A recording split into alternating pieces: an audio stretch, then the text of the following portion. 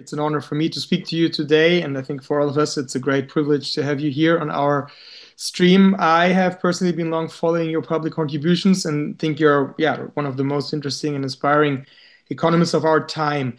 In your latest book, Klaus already mentioned it, The Road to Freedom. It's a little bit of a wordplay with The Road to Serfdom, no, by Hayek.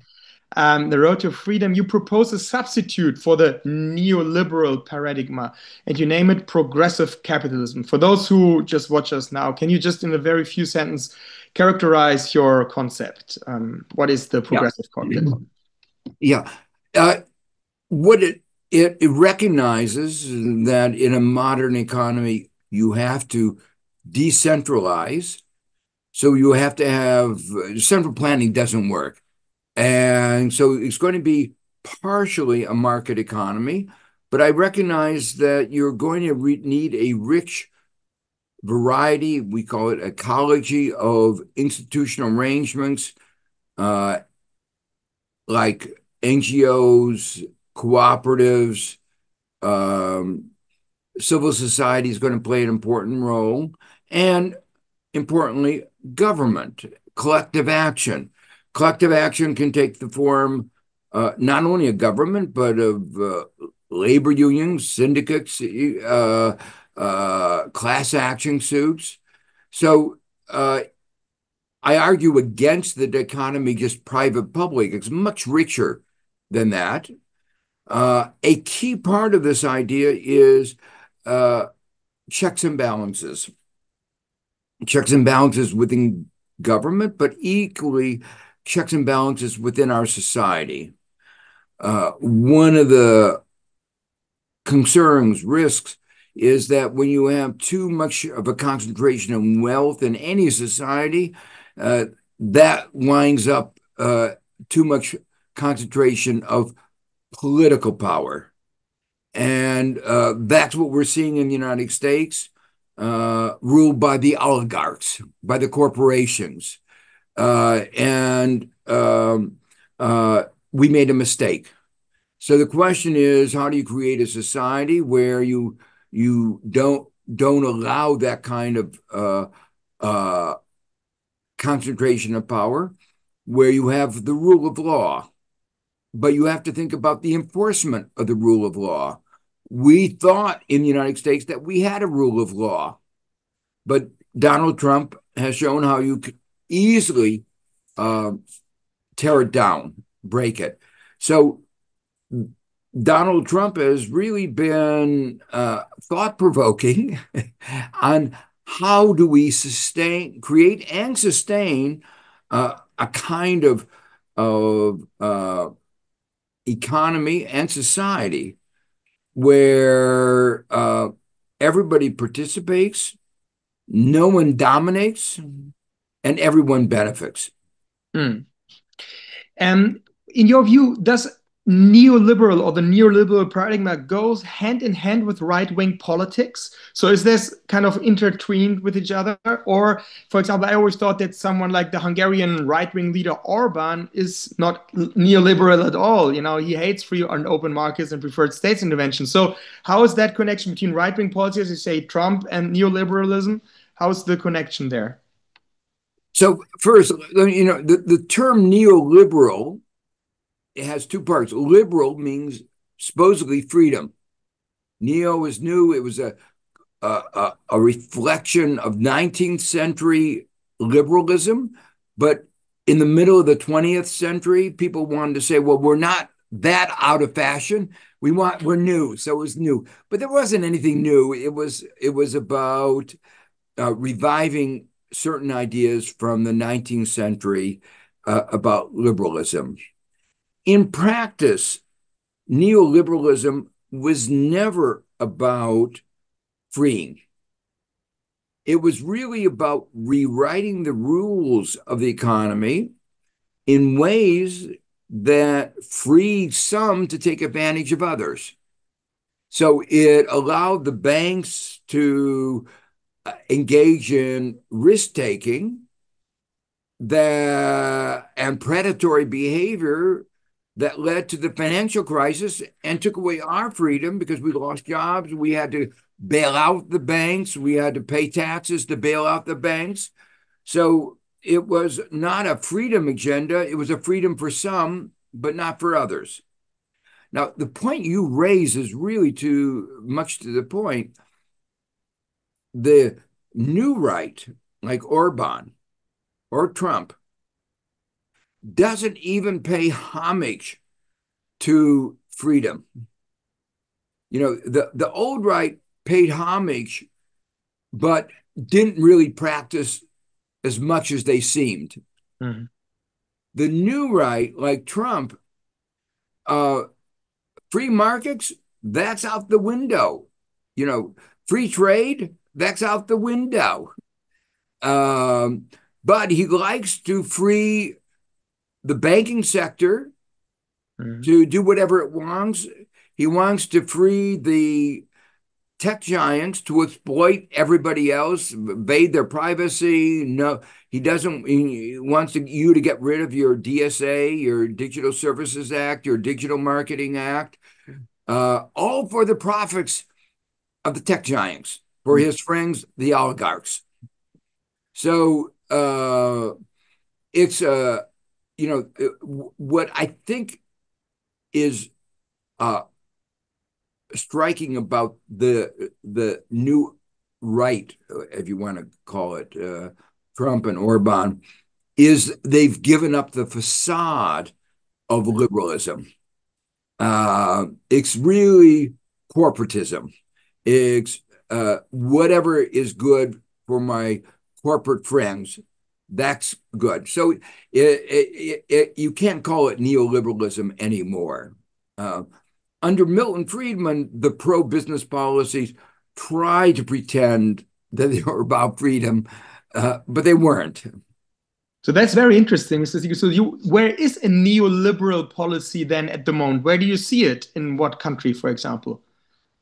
Well, Europe actually is still is tied down in some ways to a lot of the neoliberal ideology.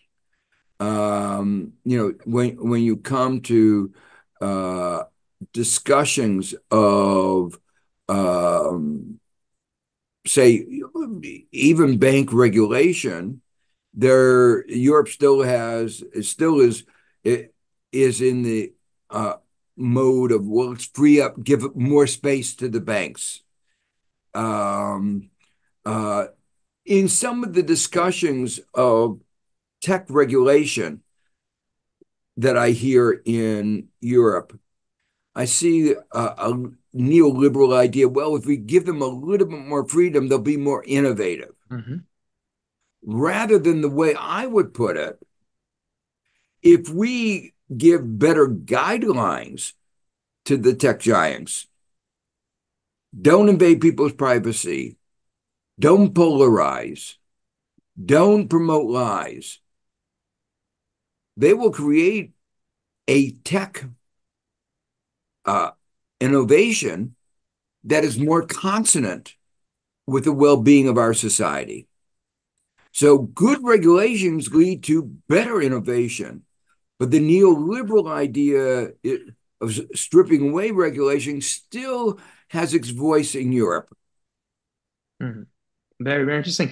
And in this sense, you would also argue that, for example, the state investments Trump is doing, or the Trump administration is doing in chip manufacturers like Intel, or the idea of also getting involved with leading defense companies, is not a sign of a socialist move, I would say, but more to kind of get, the friends on board. Well, let me say the thing about the other related aspect of Trump, you might say it's the end of ideology. There's no coherent philosophy. There's no set of ideas other than money matters. And if you make a contribution to me, I'll think about it. So if you think about a common framework, I take financial regulation. he's a big supporter of cryptocurrencies. For years, decades, we've been working for more transparent financial markets. We know that when financial markets are not transparent, all kinds of nefarious activities occur. Money laundering, tax avoidance, even tax evasion, really bad things happen. So we were actually making progress on that agenda. And then suddenly, Trump says, I want to encourage cryptocurrencies. I want, what do you call it? The Genius Act, unleashing these people who want to take advantage of other people and of our society.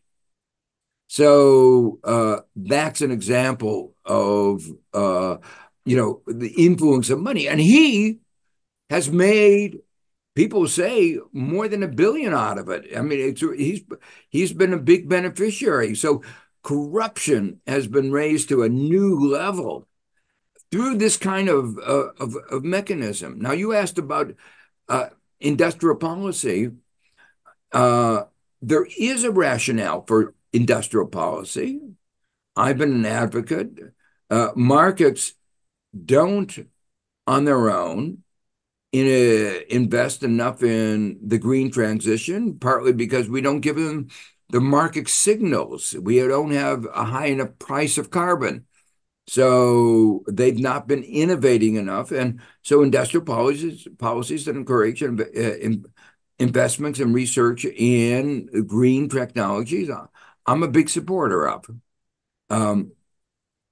Markets don't take into account systemic resilience. So to give you an example, Germany became too dependent on Russian gas. If you had a well-functioning market, you would have said, well, there's a risk here of Putin is not that reliable of a trading partner. And I don't want to put all my eggs in that basket. And they would have diversified more.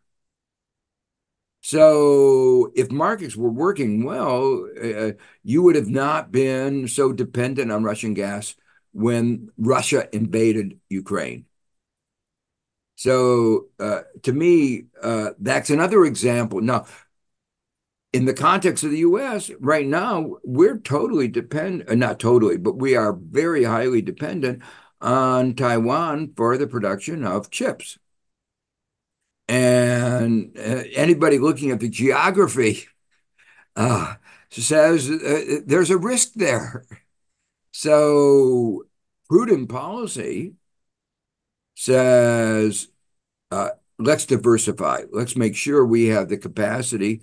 Some chips are really important for our economy, and we every country, especially now that we realize that Trump does not recognize any international law, we have to have a certain amount of, every country needs a certain amount of national economic sovereignty. This is not nationalism. This is just prudence. Mm-hmm. But it sounds a little bit as if there would be a small thing which Trump does doing right, in your opinion, with the Intel investments. So, you said a lot of bad things about Trump in the recent weeks and also in this interview. But if I ask you to think of the opposite, is there anything this man does well, in your opinion? Oh, well, the way he does it is really bad. So, is it socialist on the left, or is it extreme right taking over 10% of the shares of Intel, or getting 10% of the revenues from NVIDIA's sale of chips to China? I describe it as mafiosa. It's extortion. We're supposed to have a rule of law. The under the rule of law, you ask the question, how do we organize things? Now, I believe that it is not unreasonable. It is reasonable that the government is going to give massive subsidies. We get, or even a loan, like we gave to Musk for Tesla, that you get the upside potential. If the public are putting money in and there's going to be profits, you ought to share in those profits. But there should be a legal framework by which that's done. Mm. There should be a set of rules. You don't negotiate one by one. That's extortion. And what we've learned now is that the administration tramples on the rule of law. We have rules about what you're supposed to do. Say, in the case of our universities, there's been a refusal to taking down the loans, not the loan, taking down the research grants to our universities. But the law provided a process. If there's a violation of some rule, there'll be a trial, a basis of judgment, and then you can see, you can assess, has there or has there not been? Not the whim of one person. So there's due process that's important in democracies. But for him, everything is up to negotiation. It's like the mafia. It's extortion. Mm-hmm. Would you say that there's a big difference between Trump in the first administration and the second administration? Very much, very big difference. You know, in the first, there was a lot, well, there's some similarity, a lot of chaos in the first administration, turnover of people all the time, incoherence. In the second administration, some of those are still there. There's been a lot of chaos, a lot of incoherence. I mean, for instance, he says he wants foreigners to invest in the United States. U.S. doesn't have some of the skilled people that you need for successful investment of modern industry in the United States. South Korea started investing in the United States. It couldn't get the people that it needed quickly through the visa channels. And then it had people on visas. Trump claims that they were there on the wrong visa. But he does a raid, puts them in iron shackles. People in South Korea say a prisoner of war is treated better than he treated our workers that were trying to make an investment in the United States. Now, what is that doing? That's discouraging investment in the United States. So on the one hand, he says he wants investment in the United States. On the other hand, he's discouraging investment in the United States. Many other inconsistencies. He says he wants to improve our trade deficit. Big sources of revenue for the United States, service sector economy, tourism, education. What is he doing? Discouraging tourists from coming here by arresting people, putting them in detention. People are afraid to come to the United States. Tourism is way down. So our deficit is getting bigger. Education. People want to come to the United States, get a visa. They couldn't get interviews to come to get the visas during the summer. So he's just making it more difficult. Now, a young student getting admitted to, say somebody from Asia or Latin America gets admitted to a good European university or good American university. Where is he likely to go? Europe. Europe has good schools, but not the kind of threat of being put in shackles or detained or sent down to Louisiana or just having his visa denied and not being able to go to school. So that's another example of inconsistency. So there's been a lot of that. And then the big difference, though, is firing some wonderful career civil servants. The devastation of the civil service, a little bit in the first administration, magnitude in the second, enormous. And he didn't destroy things like USAID, where we get foreign aid. He has now, with the consequence of thousands of people in Africa dying. And that's cruel. One of the sources, he wants to make America great again. Well, part of America's greatness is our soft power. He's destroyed it. So, I understand the ambition about making America great again, but what he is doing is just the opposite. Mm, mm. You say the deficit is getting bigger.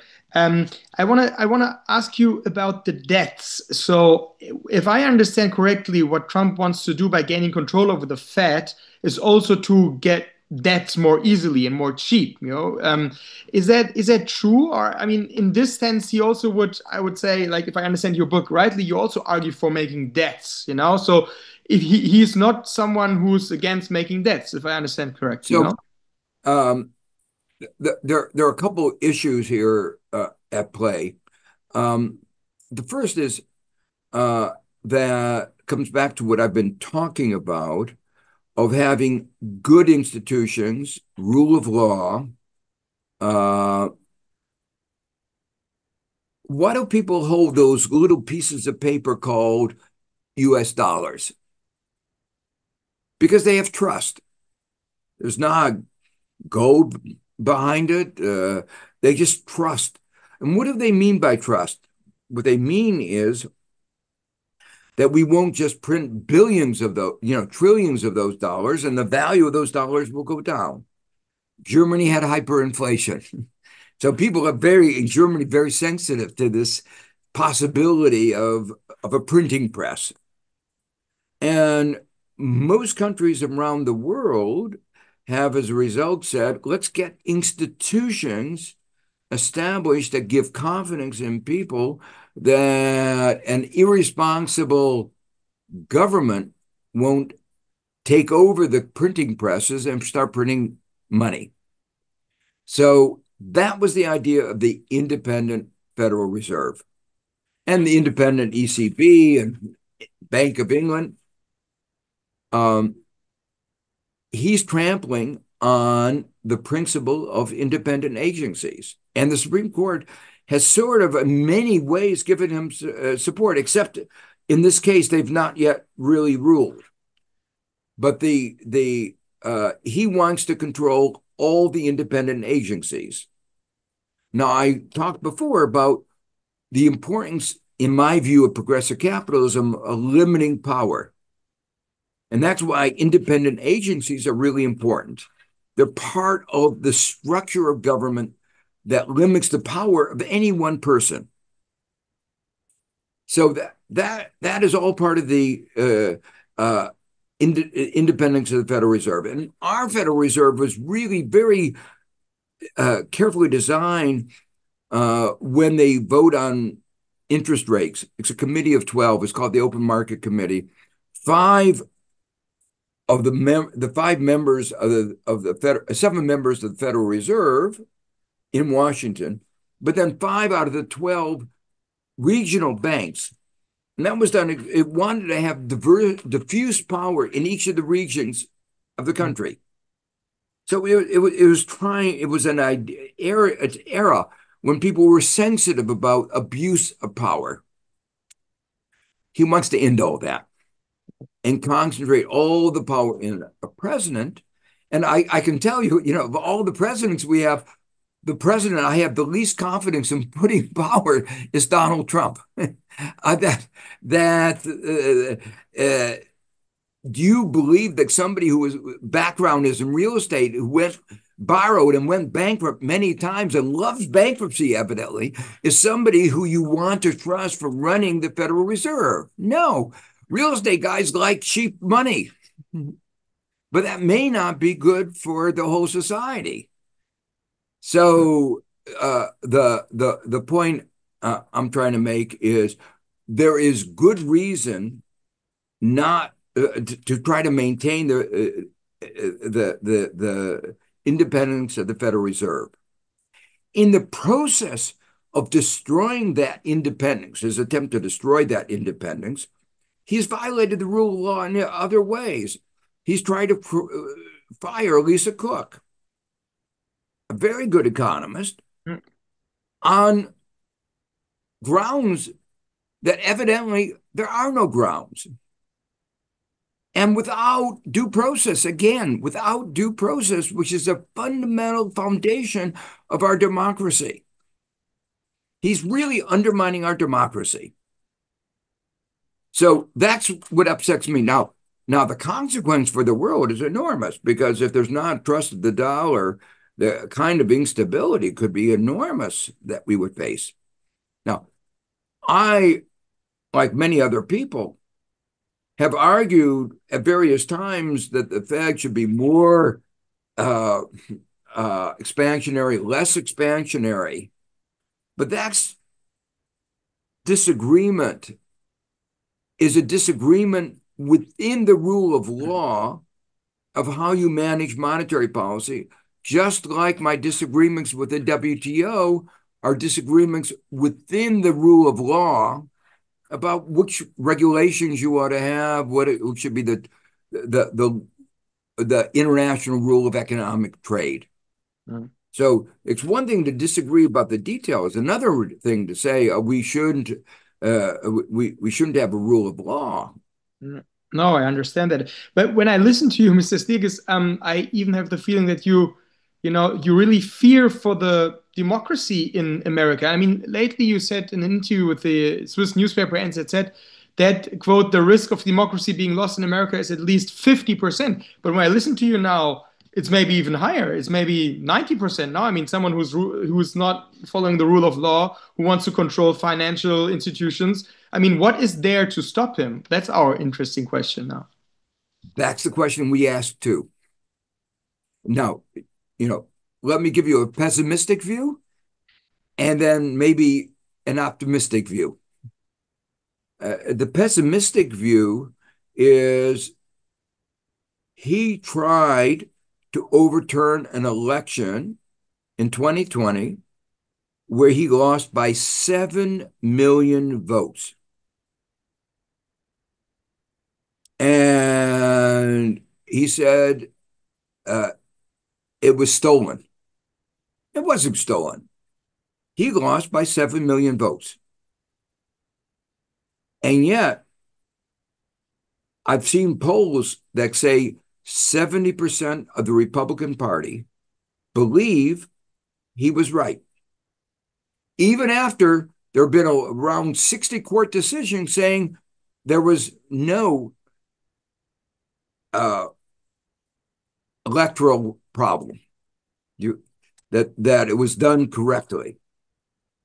So here you have it, that 70% of one of the two parties believes that the election was stolen in spite of all the evidence to the contrary.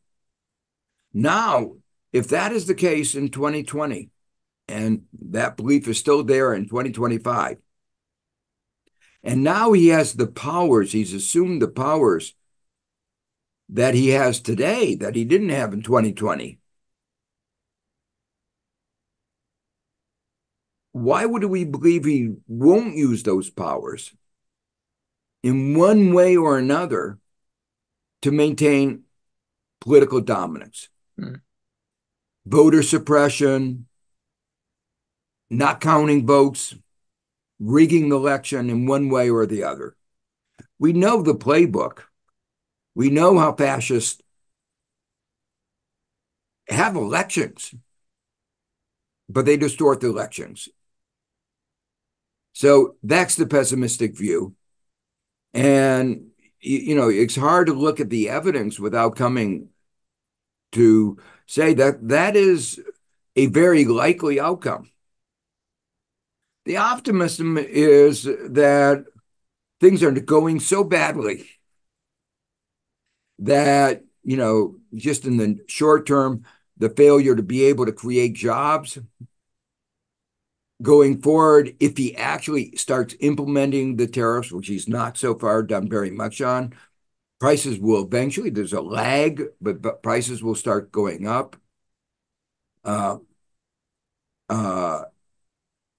There are many things, that are not going well in our society. Poor, life expectancy has been on the decline, and now in his big, beautiful bill, we take away health care from the poor. So there are many things that should be of concern to ordinary Americans. And you see it in the polls. The polls show that no president at this stage has had a lower rating. So Americans are reacting. If he loses the vote by enough, we will begin the restoration of our democracy. So that's the hopeful note. Yeah, very interesting, and also a little bit intimidating what you say. May I ask you for a moment, maybe to compare? I don't know if you want to do that, but for us, Trump is obviously the interesting character, but there's, in terms of economy, also another interesting character in Argentina, Milei. For the unlearned people here, can you explain the differences? And also, in the beginning, people were saying, okay, this will all go down, the country will collapse and stuff. Now people write differently. At least I read it in my newspaper and other newspapers, that things are going actually not too bad in Argentina. Or is it just they aren't going? Let me say, they aren't going very well. And he lost the elections last Sunday. So, it was local elections, and he did very badly, showing that in the largest, most important province, Buenos Aires, where 40% of the people, they are not happy.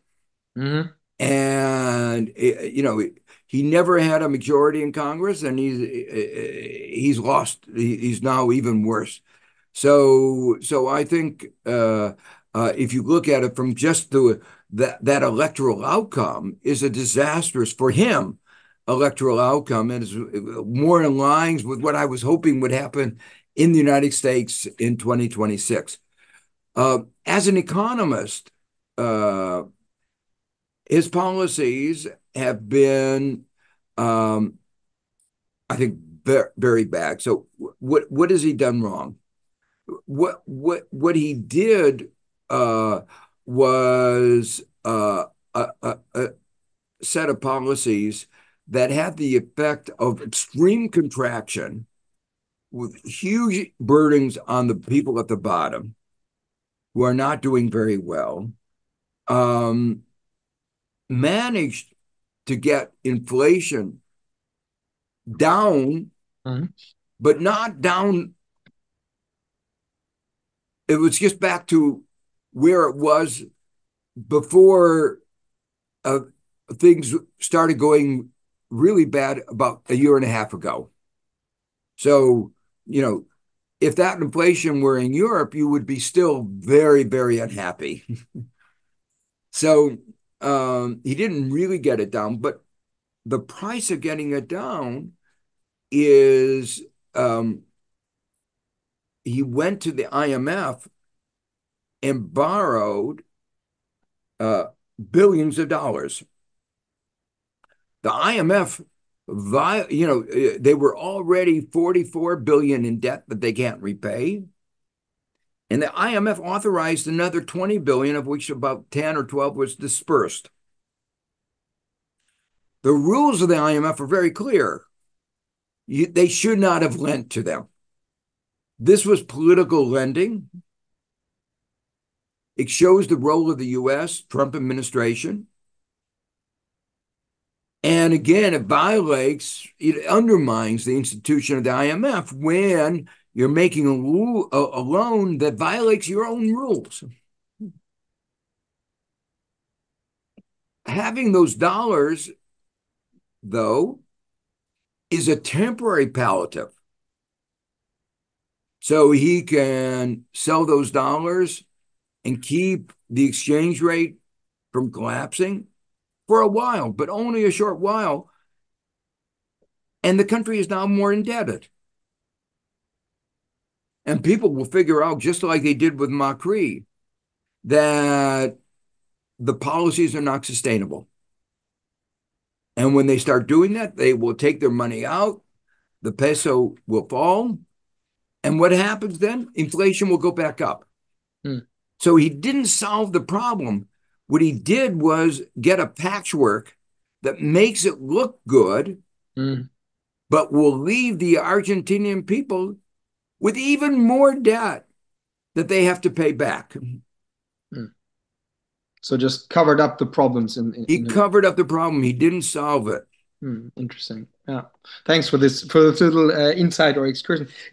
Coming back to the US, I wanted to ask you, you talked a lot about Trump and the Republicans. What about the Democrats? I mean, do you have hope in Gary Newsom, the Californian new superstar? Will he be the one who can challenge Trump? What do you think? I think it's too early to say.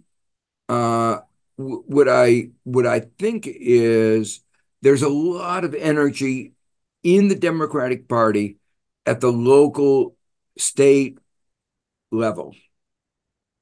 The way our government is organized in the US, when it's a presidential system, and that means that when you're out of office, there's no single leader, nobody that brings the whole party together. That may be a good thing, may be a bad thing. The reason why it's a good thing is it means that each part of the country, there's somebody that is responding to the needs of that part of the country. So we have good governors in Pennsylvania, Colorado, Illinois. We have, the likely winner of the local election in New York is a very strong progressive that has energized people like never before. So there's a potential. I'm positive about the potential. Always, it's a big tent, big disagreements about how progressive, how conservative where do you position yourself? That's going to be a big question going forward. But my view is that there's just such a rich set of candidates who are out there. Newsom has done a great job of criticizing Trump. And that has been important to bring out in the open some of the real dangers that are associated with Trump. And in terms of economy, do you think he's doing things right? Are you proposing the right things, Newsom? I don't know all the details of his proposals. Right now, I would say the main platform. I don't want to sound simplistic, but the main platform is to stop the chaos, to join the world again, to be part of the world, and not try to make enemies out of everybody.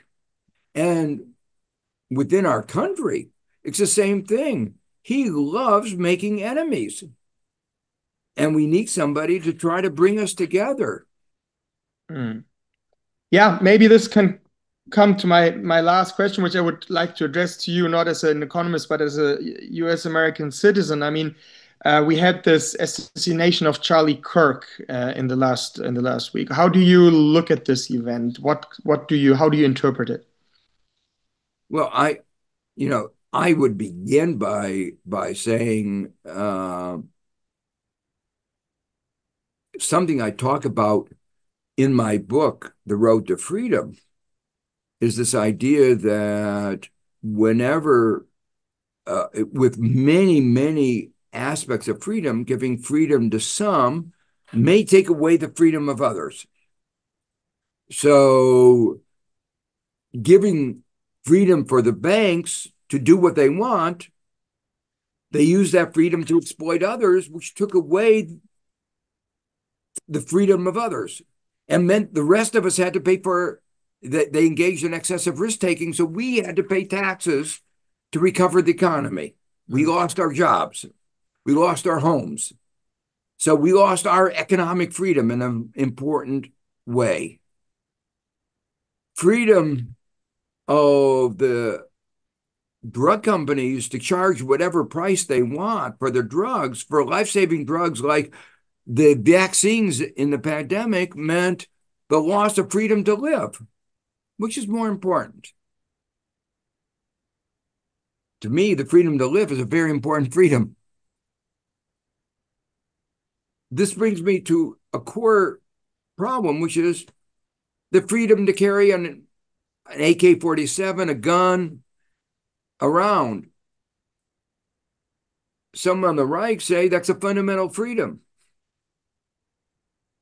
I say you give that freedom when you have so many guns in the United States, they're going to be used. And when they are used, they're taking away another freedom from somebody else, the right to live. So as you probably know, almost every day in the United States, there's a mass murder. We've taken away the freedom from fear. Kids, when they go to school, have to learn what to do if a mass murder comes into their classroom. Parents worry whether kids will come home at the end of the day. Freedom from fear is an important freedom. We took that freedom away from every parent and from every kid in order to give the freedom to carry a gun. Which is more important, the freedom to carry an AK-47 or rifle, or the freedom to live and the freedom from fear? Every reasonable society, I think, will come to the conclusion that freedom to live is more important. Freedom from fear is more important. So I view this in that broader context of a society that has almost encouraged that kind of environment by allowing the surplus of guns around that make it so easy for somebody, often with a mental health problem, to get access to guns and somebody else's life to be taken away. Thank you very much, Mr. Stiglitz. Thank you very much for this, wide range of topics we were allowed to cover with you. Thanks so much. Thank you. And now you can write your questions in the F&A or Q&A, and we have also questions. Vera has the question: good regulations lead to better innovations. What effect do you think will the European regulation of AI have?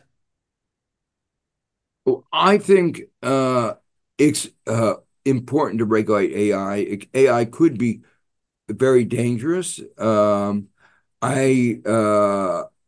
went to an important meeting in Paris last February where focused on the issue of AI safety and AI ethics, where some of the key founders of AI, like Hinton and Stuart Russell, were there warning us of the dangers of what they had created. It was sort of like somebody gave the analogy. It was like the people who helped create the atomic bomb at the end realizing what they had created could be something that leads to our destruction. And they were arguing very forcefully that the benefits of AI could be attained, or even maybe better, if you direct AI into safe ways. And so I'm very much on that side. I was at that meeting, and I'm going to be at the next meeting next February in Paris. The point is, I think it's absolutely critical to design good AI regulation. Mhm. There's a question here concerning Bill Gates. Would you please comment on the recent statements of Bill Gates that seem to push, he seems to push to billionaires to give more money into the social system so it makes them safe? What do you say to that? Into the social system. Well, I think there's a widespread recognition by anybody who wants a more stable democracy and a more stable economy that we've had too much of a divide, and we need better systems of social protection. Europe has done so much better in creating, the European social model, the German social model, welfare system, a variety of systems, none of them perfect. But let me tell you, an imperfect system is better than no system. And I mentioned before very briefly, life expectancy in the United States is the lowest of any major advanced countries and has been declining even before COVID-19. It's not because we don't have good science, good we have some of the best medical research in the world. We know how to save people's lives. But if you're poor, you don't get access to that. And that to me is such a tragedy. And of course, it has political consequences, but it also has even economic consequences. It means that people who otherwise would be productive members of the labor force and can contribute to society don't get the health care they need and therefore are not productive members of our society. So again, it's an example of self-defeating.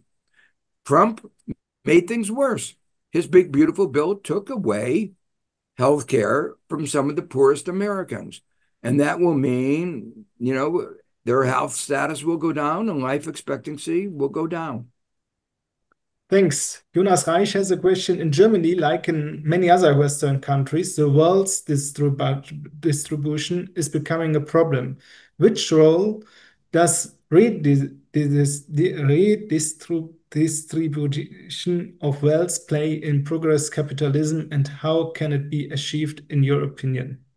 Well, I've argued that you need to focus both on what we call pre-distribution and redistribution. What do I mean by pre-distribution? Trying to create a world in which market incomes are less dispersed, where there's less inequality in market incomes. What are the ways you do that? Well, at the top, the problem is monopoly power. We haven't curbed monopoly power. We see the effects of monopoly power in our oligarchs. At the bottom, it's minimum wages. We have too low of a minimum wage. We haven't increased it significantly for a long time. It's fallen behind inflation. In the middle, you need better systems of unions to collective bargain on the behalf of workers. The way you organize collective bargaining makes a difference. And there are better and there are worse ways of organizing collective bargaining in ways that can help those in the middle. The most important part is good education systems. Our education system is failing a large fraction of our people. And if you don't have good education, you don't get a good income. It's that simple. In the United States, we make it very difficult for you to get a university education. A very large fraction of our population graduates with debts of $30, $40, $50, $60, $100, $200,000. A burden on them for the rest of their life. So we need better education systems, but better ways of getting access to education, no matter how rich your parents are. As a basic principle, if you have talent, you should be able to get a good education. Not so in America. And this is a sentiment that most Americans share, but unfortunately, the Republicans are trying to make it more difficult. So to me, this is an important part, trying to make market incomes more equal. Now, on the other side, there is, no matter what you do, there'll be some inequality.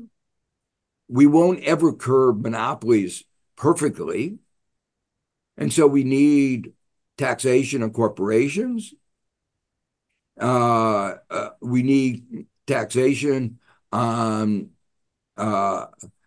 excessive returns from speculation. So there are lots of ways, which I think are forms of progressive taxation that actually can make the economy work better. We have a question here concerning the German economy. I don't know if you if you want to answer that, but Utz Gundert is writing to us. Looking at the German economy, which lacks export markets and can't replace them by internal sales, how do you judge the policy to cut taxes for enterprises? What would be an appropriate policy approach? Well, first, I mean, Germany does face a difficult challenge going forward, because its economy has relied very heavily on manufacturing, more heavily than other countries. And manufacturing as a share of global GDP is going down. And the competitiveness of China is going up, partly because they have so many engineers and a scale of market that is very large. So Germany will have to move away from the dependence so much on manufacturing and manufacturing or exports to become more like other advanced economies where the service sector plays a more important role. Manufacturing will still play an important role, but it'll have to adjust, and that adjustment will be difficult. In terms of taxation, I think one of the things that many, even economists, forget is that the corporate profits tax is a tax on profits, pure profits. It's not a tax on capital, because or on the return to capital, because you can deduct the cost of the capital through your depreciation allowances. In the United States, we do it through expensing of capital expenditures. So those are deductible expenses. It's only the returns over those costs that are taxed. You might think, what are the sources of that? Well, a major source of that is monopoly profits.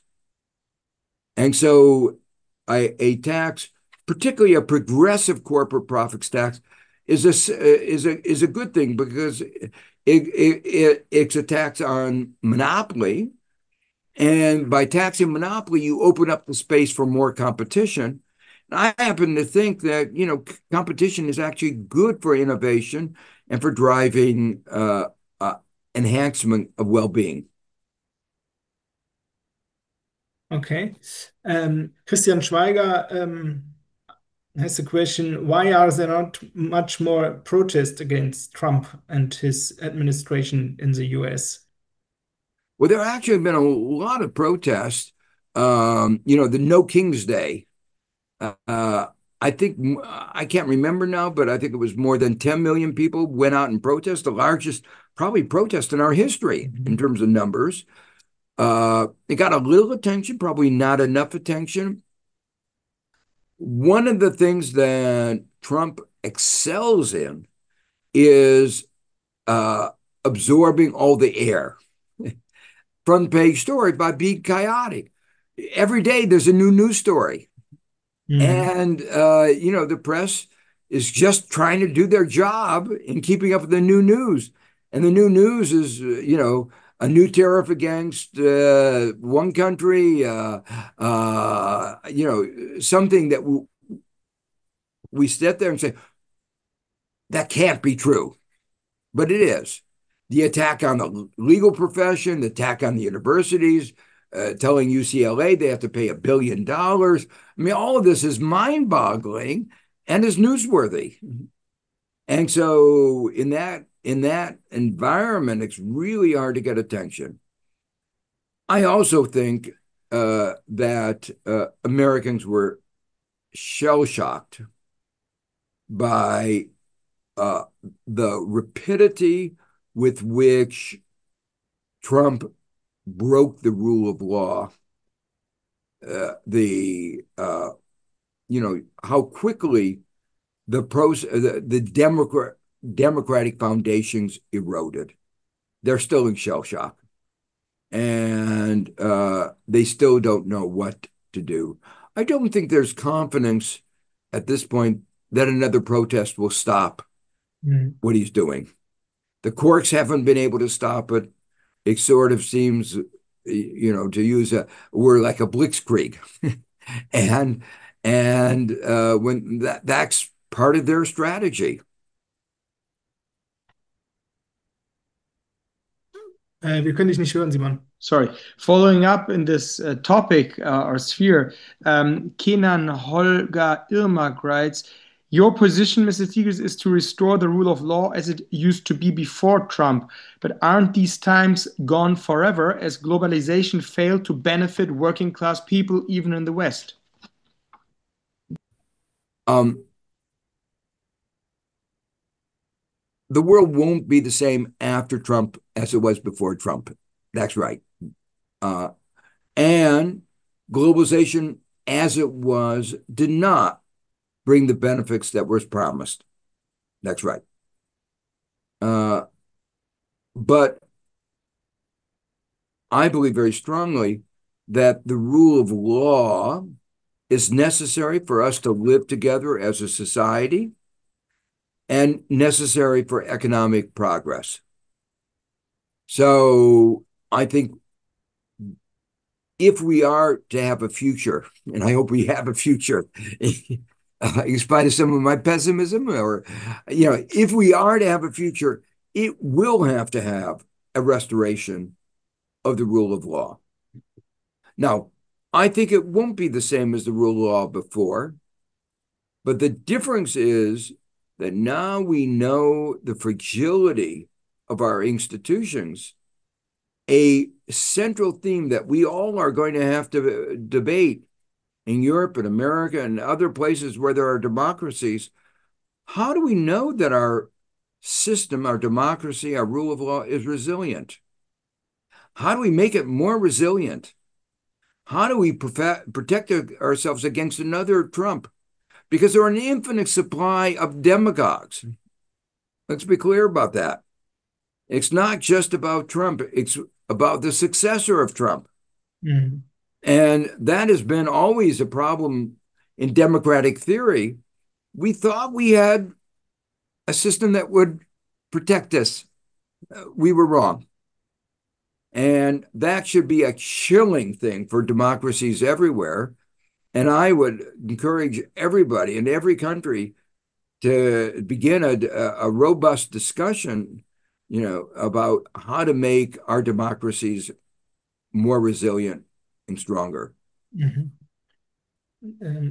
Janice Otte asked, do you see the US is facing a stagflation in the near future, tendency of high inflation and high unemployment rate? Yeah,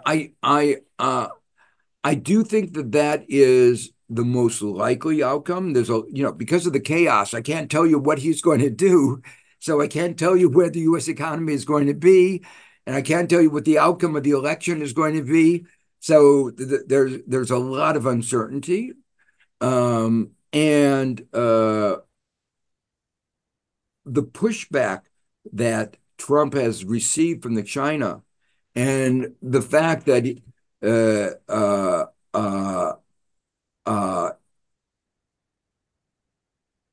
he caved in with China. There's this expression, taco. Trump always chickens out. He didn't impose the tariffs. If he had, we would have had serious inflation. And if other countries retaliate, that will mean our exports will go down, and that would have contributed to stagflation. So far, he's not imposed the extremes of tariffs that he's threatened, except in a few cases and then even then he's done a lot of exceptions. So you can't look at the headline tariff. Quite often there are a lot of exceptions for particular firms, particular industries, so they aren't the effective tariff. But the slow growth I already mentioned, we've had almost no job growth. It's not just the tariffs. America depends on immigrants. Our labor force growth from population is very, very low, close to zero. Not negative like it is in Italy, but it's very low. So we've been very dependent on immigrants. And he's certainly not made the country very receptive to immigrants. So there are good reasons from both the tariff and the immigration side to be worried. And then, as I said before, the chaos, that rule of law, in turn, means that there's a lot of both investor and consumer uncertainty, undermining confidence. And that's bad for both consumption and investment. What is sustaining the U.S. economy at this moment to a very large extent is the AI investment. A lot of discussion. Is it a bubble? No one is for sure. If it is a bubble, and if it breaks, then we will be in really bad shape. Because then, without that, investment would be really low, and that would reinforce a downward turn. That's exactly the question Hannah Thune is looking at. How can AI be regulated within the EU without falling behind while it is unregulated within the rest of the world? Is there a way for proper regulation of the rest of the world lets AI roam free? That's a great question. And I want to echo what President Lula said today in a letter to the New York Times, an open letter, where he said Brazil will never trade its democracy, its sovereignty. Every country has to maintain their sovereignty. EU has to maintain their sovereignty. So the question in some sense is, can you maintain your digital sovereignty if the rest of the world is going ahead? The answer is yes. And how? Well, I think there are two or three things that you have to do. One, you have to invest more in R&D. You have to strengthen your universities. You have to and let me say, Europe, I know a lot of people who are thinking of moving from the United States to Europe. So this is a good moment to make those investments to attract Americans who find it not a good environment for doing research. So this is a moment that you ought to think about. So public investment is important. Secondly, part of that public investment may be the creation of what I call the public option, public social media platform. Is it right that a major way that people communicate is controlled by now the second richest person in the world, Elon Musk, who is showed over this weekend that is aligned with the far, far right, not with the Reform Party, but the party in the UK that's to the right of the Reform Party. You know, I don't think that's the right way of organizing a society. And so I have proposals of how you can create a viable, strong social media that like Twitter used to be for Europe. And you need to, and that's the third part, you need to have regulations to make sure that that happens. It's not going to be necessarily easy, but let me remind you that many of the people who are behind the creation of AI were Europeans. Mm-hmm. DeepMind was a UK company. Some of the basic work on AI, the mathematics, was done by a French mathematician. So Europe has the talent and needs to channel that talent in ways that will create a societally well-functioning AI. Now, let me say, reflecting what I said before, in this meeting I was at last February in Paris, I and the leaders of AI really do believe that a regulated AI can be a more innovative AI.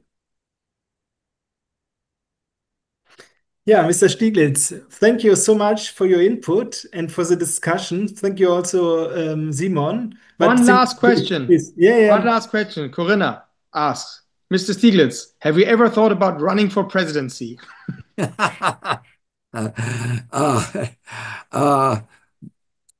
No, but if asked, I will serve.